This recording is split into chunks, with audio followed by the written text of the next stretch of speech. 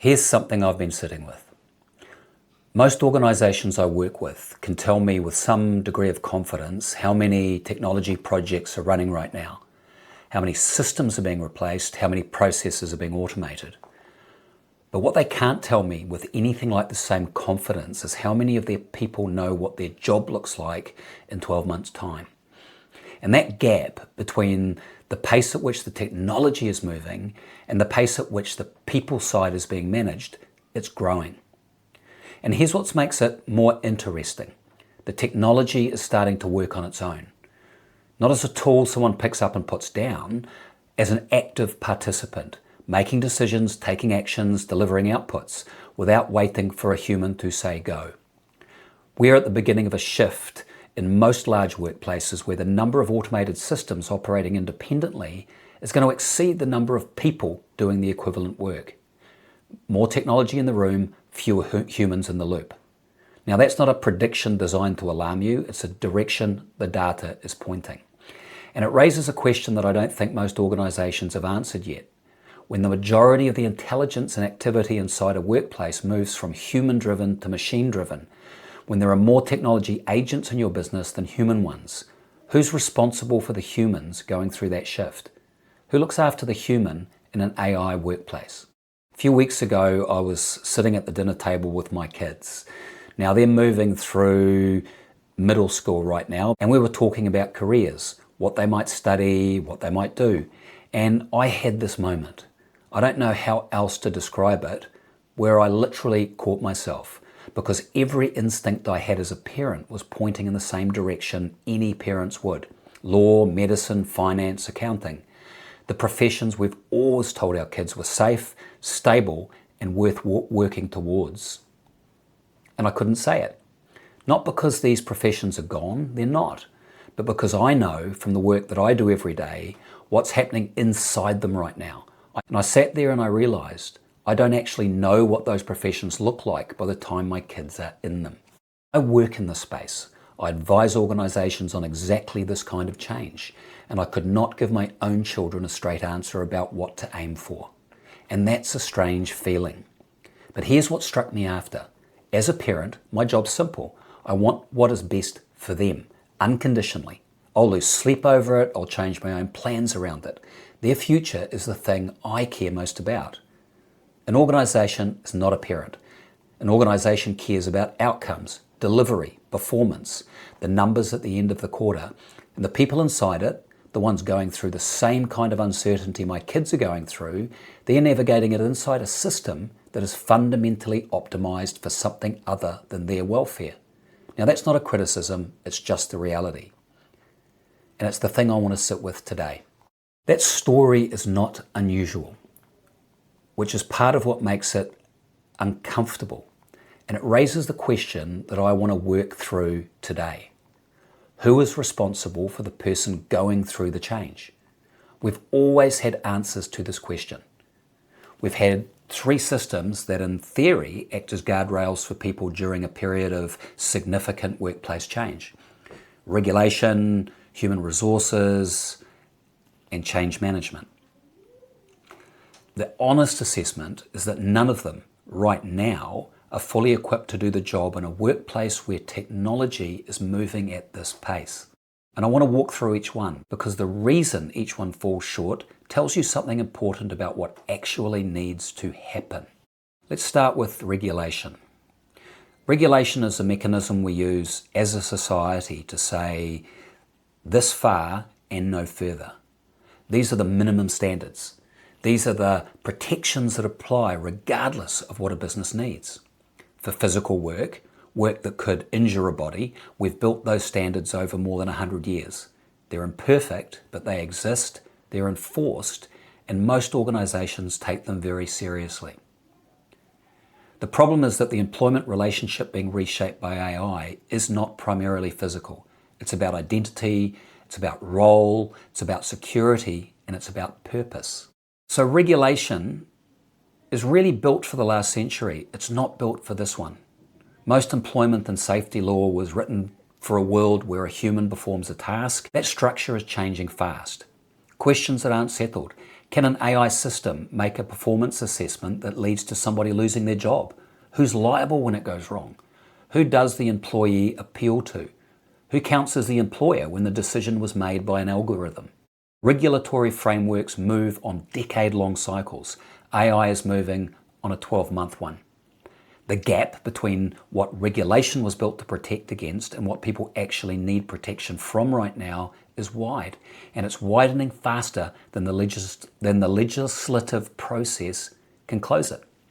Regulation will catch up. It always does, eventually. The question is, what happens to the people living through the gap while it does? The second guardrail is HR, and this one is more uncomfortable. As a guardrail, HR is going through its own transformation. HR is positioned as the human function, the one that holds the organisation accountable to its people. In principle, that's true. But HR is also one of those functions being most actively reshaped by AI right now. Recruitment screening, performance management, learning and development, workforce planning, leave, each of these is being automated in whole or in part in most large organisations, which creates a specific problem. The function designed to look after people is being transformed by the same forces it's supposed to protect people from, the same wave at the same time. The function is being asked to absorb its own transformation while simultaneously supporting the transformation of every other part of the business. The capacity gap that creates at exactly the moment when employees need more support, not less, is real, and most organisations aren't accounting for it. It's a lot to hold. And that brings me to the third and final guardrail, the one I know most intimately, and the one that I want to spend the most time on today: change management. Change management positions itself, and in many ways genuinely tries to be, the human guardrail through transformation. The discipline that keeps the people in view when every other part of the program is focused on the technology, the process, or very often the deadline. That's the pitch, and at its best, that's what it delivers. But there is a structural problem with that story, and I think the change industry needs to be more honest about it. Change management is commissioned by the business, paid by the business, and measured by the business. Its success metrics in almost every engagement are some version of adoption rates, on-time delivery, and benefits realization. The business outcome is always the brief. And the person going through the change, the ones whose job is being reshaped, whose role is being automated, whose sense of value in the organization is in flux, is never actually the client. That's what I call the protection paradox. Change management is positioned as the guardian of the human through the change, but it is commercially rewarded for the outcome the business wants, not for the welfare of the person experiencing it. And in most programs, those two things point in the same direction long enough that the tension stays invisible, until they don't. So let me make this concrete. A business needs to move quickly. AI has just made its finance team 30% more efficient.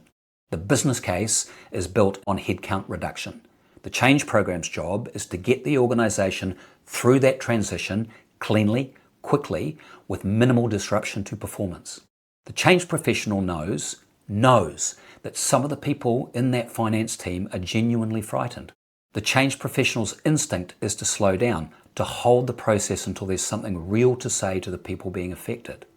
But the program director needs to hit the milestone. The executive sponsor is watching the business case. The board approved the headcount number. Who does the change professional work for in that moment? In practice, in most organisations, they work for the program. And it's not a failure of the individual, it's a structural problem. So there's three ways that this paradox plays out. Speed versus readiness. The technology timeline drives the program. The people timeline, it's managed around it, not alongside it. And when they collide, as they always do, the human side absorbs the compromise. Measurement versus experience. We measure what the business can quantify, adoption rates, training completion, go-live readiness. We do not measure how someone actually feels about what's happening to their role. Not because it doesn't matter, because it's harder to put into a steering committee report. Accountability versus influence. The change professional is influence over the people experience. When those two things conflict, influence always loses. And as AI accelerates the pace of transformation in most large businesses, more change, faster, with deeper impact on roles, that paradox is going to become harder to ignore. Now, something is moving, and I think it's worth knowing about. While employment law continues to catch up to the AI question, there is one area where regulation has started to act: psychological safety at work. Now let's talk about a guardrail with real consequences. In Australia, and I want to be specific here because this is quite advanced, managing psychosocial hazards in the workplace is now a legally enforceable duty. Every Australian jurisdiction in force since 1st of April 2023. Now this carries the same penalties as physical safety breaches. So in the state of New South Wales, Category 1 breaches can attract corporate penalties of up to 3 million Australian dollars. In the state of New South Wales, the codes of practice covering psychosocial hazards became fully enforceable on the 1st of July this year. Safe Work New South Wales mobilised hundreds of inspectors and now reports 6 monthly to the Minister. In September 25, they issued a prohibition notice halting a university redundancy process on psychosocial grounds. So this is not theoretical. The numbers behind why this legislation exists: serious psychosocial injury claims have risen 161% over the last 10 years. This is the fastest growing workplace injury category in the country. The median cost of a psychosocial claim, $67,400, compared to $16,300 for a physical injury. Average time off work, 35.7 weeks. The national cost is tracking past $1 billion Australian dollars a year. Now, this legislation wasn't written with AI in mind. It was written for workplace bullying, harassment, workload pressure, and role ambiguity. But those exact hazards, sustained workload pressure, role ambiguity, job insecurity, are what most large-scale AI-driven transformations produce, at scale, over extended periods. So this legislation, somewhat accidentally, may be the first guardrail with real teeth that applies to what happens to people during an AI-driven change program.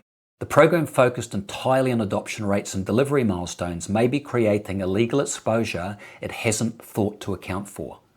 Not because anyone's acting in bad faith, but because the obligation to look after people through significant workplace change, including AI-driven change, is no longer just a matter of culture or good practice. In some jurisdictions, it's the law, and the law is ahead of most organisations thinking on this. So let me land on where I think we are. We're in the middle of a shift where the pace of change is outrunning the structures designed to support the people going through it. Regulation was not built for a world where technology acts independently. HR is navigating its own transformation, and change management, the discipline most directly positioned to protect the human experience through change, is structurally rewarded for the business outcome, not the human one. That is the protection paradox.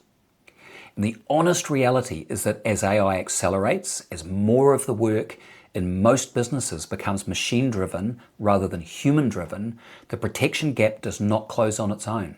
It widens. Something is going to have to give. If you're grappling with this inside your organisation, whether it's about how your change program is structured, what your HR function can actually hold right now, or what your obligations look like as the regulatory environment tightens, head to mymingo.co, reach out directly, or leave your thoughts in the comments below. I'd love to have that conversation. But I want to leave you with the question I started with, because I don't think there's a neat answer right now.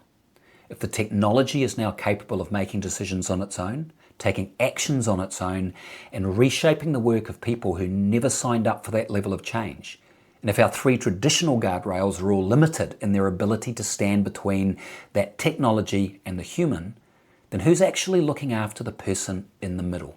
That is the most important question that should be on most leadership agendas right now.